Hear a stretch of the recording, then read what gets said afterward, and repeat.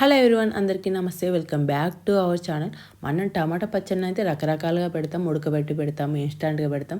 And మెయిన్గా నిల్వ పచ్చడి టేస్ట్ అయితే చెప్పలేము, చాలా బాగుంటుంది కదా. సో మనము సంవత్సరం పాటు నిల్వ ఉండే ఈ టమాటో పచ్చడిని ఎలా చేయాలో ఇప్పుడైతే చూసేద్దాము. ఇదివరకు ఎప్పుడు టమాటో నిల్వ పచ్చడి పెట్టని వాళ్ళైనా కూడా ఒకసారి అయితే ఈ వీడియో చూడండి. పక్కా కొలతలతో మనం టమాటా పచ్చడిని ఎలా పెట్టుకోవాలో నేనైతే ఇప్పుడు చెప్తాను. ఇక్కడ నేనైతే 5 కేజీ టమాటాలను అయితే తీసుకున్నాను. ఈ టమాటాలు మరీ పండకూడదు. సో మీడియం, అంటే కొద్దిగా పండినట్టు మీడియంగా ఉండే టమాటాలను అయితే తీసుకోవాలి. సో ఈ టమాటాలో కొద్దిగా అయితే ఉప్పు వేసి అన్నిటి కూడా మంచిగా కడిగి ఒక బౌల్లో అయితే వేసుకున్నాను. ఈ టమాటాలన్నీ కూడా ఒక పొడి క్లాత్తో తుడుచుకొని ఒక హాఫ్ అన్ అవర్ పాటు ఫ్యాన్ కింద ఆరబెట్టుకొని కట్ చేసుకుంటే సరిపోతుంది. కానీ నేనైతే నెక్స్ట్ డే కట్ చేద్దాం అనుకున్నాను. సో అందుకే ఏ క్లాత్తో అయితే తుడవలేదు. నార్మల్గా ఒక క్లాత్ వేసి అయితే ఈ టమాటాలన్నీ పోసి ఒక హాఫ్ డే అయితే అలానే వదిలేసాను. సో నెక్స్ట్ డే అయితే నేను టమాటాస్ అన్నిటి కూడా కట్ చేసుకున్నాను. ఇప్పుడు ఈ టమాటాలు అన్నిటి కూడా కట్ చేసుకున్న తర్వాత ఇక్కడ నేను 5 కేజీ టమాటాస్ తీసుకున్నాను అని చెప్పాను కదా. 5 కేజీకి మనకు 625 గ్రామ్స్ ఉప్పు అయితే పడుతుంది. కరెక్ట్గా సరిపోతుంది. నేను మళ్ళీ ఉప్పు అయితే ఎక్కడ కూడా యాడ్ చేయలేదు. నా పచ్చడికి టేస్ట్ అయితే చాలా బాగుంది. 1 కేజీకి అయితే 125 గ్రామ్స్ అయితే వేసుకోవాలి.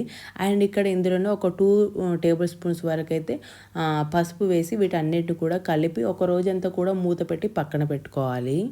అండ్ ఇక్కడ ఉప్పు వేసేటప్పుడు మీరు నార్మల్ ఉప్పు కాకుండా మనకు కల్లుప్పు దొరుకుతుంది కదా బయట. సో మనకు షాప్లోకి వెళ్ళి మనకు కల్లుప్పు అంటే దొడ్డు ఉప్పు అని అడిగితే వాళ్ళైతే ఇస్తారు. సో ఆ ఉప్పునైతే వాడడం బెటర్ ఏ పచ్చడిలోకైనా. నేనైతే కల్లుప్పునే వేసాను. నెక్స్ట్ డేకి మనకు ఇలా చూసినట్లయితే టమాటాలో నుంచి అన్నీ కూడా వాటర్ అనేది బయటకు వచ్చి అన్నీ ఊరిపోయాయి. ఇప్పుడు అందులో ఉన్నటువంటి వాటర్ను మన చేయితో పిండుతూ వాటర్ అన్నింటినీ కూడా వాటర్ సపరేట్గా చేసుకొని ఇందులో ఉన్నటువంటి టమాటో వక్కలన్నింటినీ కూడా సపరేట్ చేసుకోవాలి.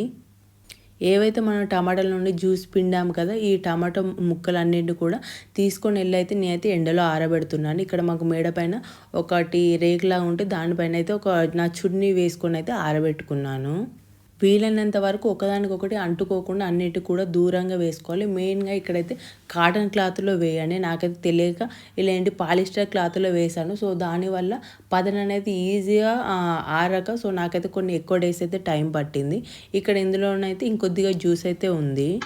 ఈ టమాటోస్ నుండి వచ్చిన రసాన్ని అంతా కూడా ఒకసారి అయితే స్ట్రెయిన్ చేసుకొని, అంటే మనకు ఇందులో ఉన్నటువంటి సీడ్స్ అన్నిటి కూడా స్ట్రెయిన్ చేసుకున్న తర్వాత ఇప్పుడు ఏదైతే కొద్దిగా మిగిలిందో దాన్ని మాత్రం స్ట్రెయిన్ చేయకుండా అలానే వేసాను. కొద్దిగానే ఉందనేసి అయితే స్ట్రెయిన్ చేయలేదు.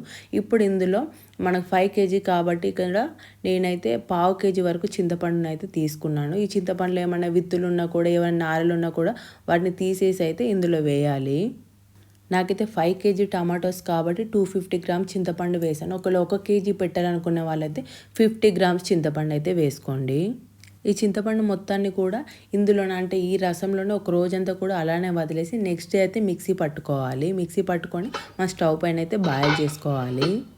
ఇక్కడ నేనైతే టమాటోస్ని ఆరేసాక ఈవినింగ్ అయితే ఏమైనా పక్షులు వస్తాయి, ఏమైనా బర్డ్స్ వస్తాయి, పావురాలు వస్తాయి అనేసి అయితే ఒకసారి ఈ టమాటోస్ని అన్నింటినీ కూడా ఒకసారి అయితే రివర్స్ చేసుకొని వీటి పైన అయితే ఒక క్లాత్ని అయితే కప్పేసాను. కంప్లీట్గా ఒక క్లాత్ని అయితే కప్పేసాను. అండ్ మెయిన్గా మనకు డస్ట్ కూడా పడుతుంది కాబట్టి ఇలా కప్పేసుకొని ఉంచుకుంటేనే బెటర్. సో నేనైతే ఇలా కప్పేసి అయితే ఉంచాను. మీకు త్వరగా ఆరిపోవాలంటే మాత్రం ఏ క్లాత్ కప్పకుండా ఉంటే మీకు 2 or 3 డేస్లో అయితే ఖచ్చితంగా కంప్లీట్గా ఆరిపోతాయి. అండ్ నేనైతే ఇంతకుముందు చెప్పాను కదా, టమాటో రసంలో చింతపండు అంతా కూడా వేసి ఒకరోజు అలానే వదిలేయాలని. నెక్స్ట్ డే అయితే ఇక్కడ మిక్సీ పట్టుకొని ఈ రసాన్ని అంతా కూడా స్టవ్ పైన పెట్టుకొని ఇందులో ఒక 2 టేబుల్ స్పూన్ వరకు అయితే మెంతులు జీలకర్ర పొడి అయితే వేసుకొని దీన్ని అంతా కూడా బాయిల్ అవ్వనివ్వాలి. మెంతులు జీలకర్రని అయితే రోస్ట్ చేసుకొని అయితే మిక్సీ పట్టుకోవాలి. దీన్ని అంతా కూడా ఒక 15 to 20 మినిట్స్ వరకు అయితే బాయిల్ అవ్వనిచ్చి మొత్తం కంప్లీట్గా చల్లారిన తర్వాత మనకు పచ్చడి పెట్టుకోవడానికి జాడీలు ఉంటాయి కదా. సో ఈ జాడీలో అయితే ఈ రసాన్ని వేసి అయితే పక్కన పెట్టుకోవాలి. మనకు టమాటోస్ అంతా కూడా డ్రై అయ్యి ఆరిపోయి వాటిని మిక్సీ పట్టుకునేంత వరకు కూడా ఈ రసాన్ని మనం ఎన్ని డేస్ ఉంచినా కూడా ఇదైతే పాడవదు. నాకు దీనిపైన ఉన్నటువంటి మూత అయితే పగిలిపోయింది. సో అందుకే ఇలా ప్లాస్టిక్ మూత అయితే పెట్టుకొని దానిపైన అయితే ఒక క్లాత్ అయితే వేసుకున్నాను. ఫస్ట్ నేనైతే టమాటోస్ని ఒక రేకు పైన ఆరబెట్టుకున్నాను కదా, అవైతే త్వరగా ఆరట్లేదు. అంటే ఒక 3 డేస్ అలానే ఉంచాను, అంత కంప్లీట్గా ఆరిపోలేదు. సో అందుకే ఇలా మేడ పైన గచ్చు పైన అయితే ఈ క్లాత్లోనే వీటైతే ఆరబెట్టుకున్న ఆ గచ్చు వేడికి పైనుంచి ఉన్నట్టు సన్ వచ్చే వేడికి ఇది త్వరగా కూడా డ్రై అయిపోతాయి అనేసి అయితే ఇలా కిందే వేసుకున్నాను. సో ఇంకొక 3 డేస్ తర్వాత అయితే కంప్లీట్గా ఆరిపోయాయి. నేను పైన క్లాత్ కప్పేసి ఉంచుకున్నాను కాబట్టి నాకైతే ఇంకొంచెం ఎక్కువ డేస్ అయితే టైం పట్టింది. మీరు పైన పెట్టుకొని మీకు బడ్స్ ఏమి రావు, డస్ట్ కూడా ఎక్కువ ఏం పడదు అనుకుంటే మనం డైరెక్ట్గా సన్ కిందే ఆరబెట్టుకోవచ్చు. సో త్వరగా ఆరిపోతాయి. ఈ టమాటోస్ అయితే అన్నీ కూడా మంచిగా ఆరిపోయాయి కదా. ఇప్పుడు ఈ టమాటోస్ని మిక్సీలో వేసుకొని మిక్సీ పట్టుకోవాలి పౌడర్ లాగా. అంటే మరీ పౌడర్ లాగా పట్టుకోకపోయినా పర్లేదు, కోర్స్గా ఉన్నా పర్లేదు. మనకు టమాటోస్ పచ్చడి తినేటప్పుడు అక్కడక్కడ తగిలినా బాగానే ఉంటుంది. సో నేనైతే కొద్దిగా కోర్స్గానే పట్టుకున్నాను. ఇప్పుడు ఇదే మిక్సీ జార్లో ఇక్కడ చూపిస్తున్నటువంటి టీ స్పూన్తో ఒక 5 స్పూన్ల వరకు అయితే ధనియాలు అండ్ 5 స్పూన్ల వరకు అయితే ఆవాలు తీసుకున్నాను. అండ్ ఒక 10 వరకు యాలకులు, ఒక 10 వరకు లవంగాలు అండ్ ఒక చిన్న జాపత్రి తీసుకొని అయితే వీటన్నిటి కూడా మిక్సీ పట్టుకుంటున్నాను. వీటినైతే ఏం రోస్ట్ చేయాల్సిన అవసరం అయితే లేదు. డైరెక్ట్గా మిక్సీ పట్టుకొని ఒక బౌల్లోకి అయితే తీసి పెట్టుకున్నాను. అండ్ ఇప్పుడైతే కొన్ని ధనియాలు నేనైతే ఫ్రై చేసి పెట్టుకున్నాను పక్కన ఒక బౌల్లో. అంటే ఇవన్నీ వేయను, నాకు ఇంట్లో కూడా యూజ్ అవుతాయి అనేసి అయితే ఎక్కువగా అయితే ఫ్రై చేసి పెట్టుకున్నాను. సో దీనిలో ఒక మనకు ఇదంతా అంటే ఈ ధనియాలను మిక్సీ పట్టుకున్న తర్వాత ఒక 2 టేబుల్ స్పూన్స్ వరకు అయితే ఇది రోస్టెడ్ ధనియా పౌడర్ని అయితే వేసుకుంటున్నాను. అండ్ ఇక్కడ నేనైతే ఒక 5 వెల్లుల్లి గడ్డలు అయితే పొట్టు తీసి అయితే మిక్సీ పట్టి పెట్టుకున్నాను. మీరు 1 కేజీ అయితే ఒకటైతే సరిపోతుంది. అండ్ ఇక్కడ ఇప్పుడైతే పోపు కోసం ఇక్కడ నేనైతే పల్లి నూనె వాడుతున్నాను. అండ్ మనం ఏ పోపుకైనా కూడా మనము ఏ పచ్చడి అంటే ఏది మన నిల్వ పచ్చడి ఏది పెట్టినా కూడా పోపు కోసం మనము పల్లి నూనె వాడితే టేస్ట్ అయితే బాగుంటుంది. ఇక్కడ మనకు 5 కేజీ టమాటాస్ కాబట్టి నేనైతే 1 కేజీ ఆయిల్ అయితే వేసాను. మీరైతే ఒకవేళ 1 కేజీ పచ్చడి పెడితే మాత్రం 200 గ్రామ్స్ ఆయిల్ అయితే వేసుకోండి, సరిపోతుంది. మనకి ఆయిల్ మంచిగా హీట్ అయిన తర్వాత ఇందులోనే ఆవాలు, అలాగే జీలకర్ర మరియు మనం ఏదైతే ముందు మిక్సీ పట్టు పెట్టుకున్నానో వెల్లుల్లి పేస్ట్, అలాగే ఎండుమిర్చి, లవంగాలు, యాలకులు వేసుకొని వీటన్నిటి కూడా ఫ్రై చేసుకున్న తర్వాత స్టవ్ అయితే ఆఫ్ చేసుకోవాలి. మనం మెయిన్గా ఈ పచ్చడి పోపు పెట్టేటప్పుడు వెల్లుల్లిని అయితే బాగా డీప్ ఫ్రై అయితే చేయకూడదు. ఒక 80% ఫ్రై అయిన తర్వాత స్టవ్ అయితే ఆఫ్ చేసుకోవాలి. ఇంకా 20% మనకు అందులో ఉన్నటువంటి ఆయిల్ హీట్కి అదంతా కూడా ఫ్రై అయిపోతుంది.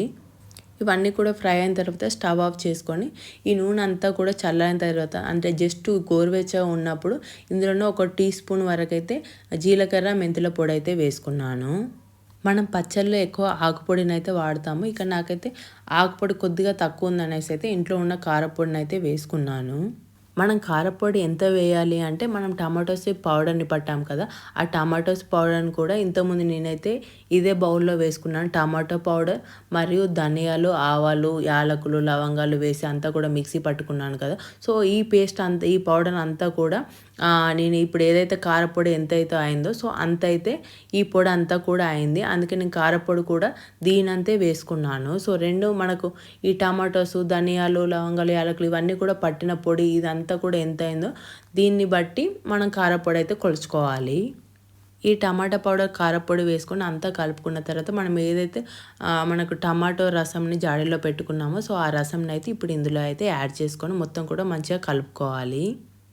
ఇలా అంతా కూడా కలుపుకున్నాక ఒక 2 or 3 అవర్స్ అలానే వదిలేయాలి. దీనిలో ఉన్నటువంటి వేడి అంతా కూడా చల్లగైన తర్వాతే మనం మళ్ళీ ఈ పచ్చని అయితే జాడీలో పెట్టుకోవాలి.